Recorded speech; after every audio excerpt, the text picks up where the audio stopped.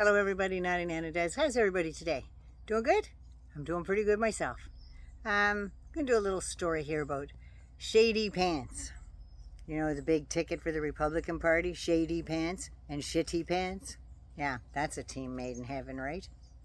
Seems shady pants come out with this fabulous saying yesterday, I think. Raising grandbabies are the whole purpose of the post-menopausal female. Is that right? Raising grandbabies, that's all we're good for. Let me turn this up so you can hear it, JD. Yeah. And Trump's big thing is calling women bitches, mouthy, and nasty. Well, let's see how bitchy, mouthy, and nasty women are going to be on November 5th, shall we? Anyway, before we get into this story, if you're new to the channel, give us a subscribe. You're already here. And if you're so inclined, hit the like. And consider sharing with your family and friends. Even if you don't like your family and friends, share it anyway. Anyway, let's get into this, shall we? Now, shady pants, or James Donald Bowman, or James David Bowman, depending on the date and time apparently, was born in Middletown, Ohio, August 2nd, 1984. He's a year older than my son. To Beverly Carol Vance and Donald Ray Vance, probably where the middle name Donald came from. But some of the Wikipedia stuff and some of the other channels out there are saying that it's James David. I don't believe any of it, so I'll go with shady pants. How's that?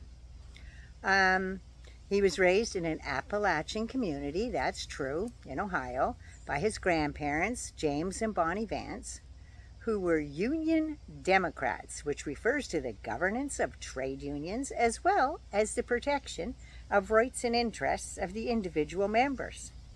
So you would think, being raised in a union household, that he'd be all for unions and not trying to be a robber baron union buster. We would have to think again, however, because he hooked up with shitty pants. I read a Vanity Fair article by Tracy Moore, and she was from the Appalachian Hills. She knows what she's talking about, and she knows hillbillies, because her family has been there for centuries. Just saying. But she writes, we are knee-deep in pig shit of essay after essay about Appalachia and hillbillies, while most of it correctly notes that Vance cosplayed the role from the suburbs of Ohio, and that's certainly critical for voters to know. I doubt it will do much for the hillbillies. Right? And that's what he's counting on. Counting on the poor people's votes. He doesn't mention any of the black communities along the Appalachian Trail that have a rich, rich history that is being erased slowly but surely. They're vibrant, they're wonderful old histories, right? Don't talk about those, though.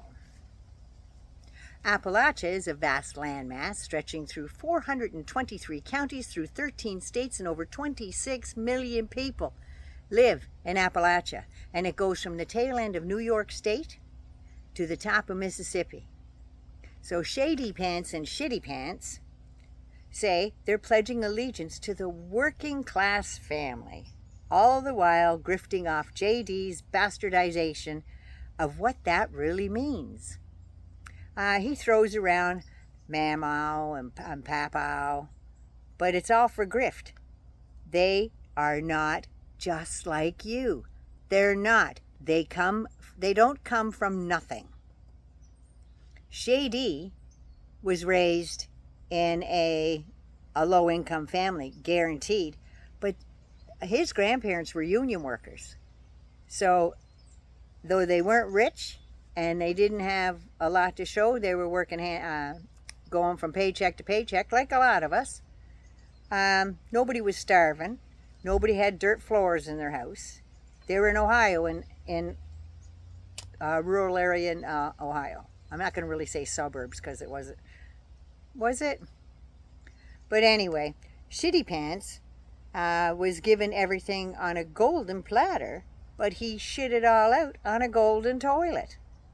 Now, Shady Pants is not a hillbilly. He's a millionaire that rose up in the good graces of his grandparents, who helped him get through college in Ohio State. But the real money came when he met Peter Thiel, the multi-billionaire. That's right. He didn't pull himself up by the bootstraps. He was given everything too. Peter Thiel, all his money and influence got him to where he is. Peter Thiel got him those jobs. He didn't get them on his merit. He didn't. It was given to him by Peter Thiel, because you got to remember, once upon a time, J.D. Vance was gay. Once you're gay, it don't go away. Just saying. So that's why he's so close to Peter Thiel, in my opinion, my humble opinion. And Peter Thiel realized that he wasn't good for corporate world, because he kept getting shuffled from position to position. And I guess Peter Thiel was just sick of trying to find him another job. So he thought, why don't you go run for office? You don't have to do anything there. So he paid, millions for his Senate race, and which got him elected. You know, one time, he did reach across the aisle and write a bill with Elizabeth Warren. Once. And he will never, ever, ever again reach across the aisle to help Dems or the hillbillies that he tells that they should be pulling themselves up by the bootstraps like he did. And when they miss the mark, all of a sudden they're just shiftless and lazy. That's his thoughts. So Shady Pants and Shitty Pants are a good pair. They are made for each other, and they deserve each other. I was gonna might do the Trump one today, but it's really hot to get all dressed in that gear. It really is. So fingers crossed I might get to it tonight and put it out tomorrow morning. How's that? Anyway, Naughty Nana loves you. Be good, be safe, and please take care of you first so you can take care of somebody else. I love you so much, and I love doing these videos. Spread the word around. Don't forget to see if you're still subscribed. Mwah. Take care of you. I love you so much.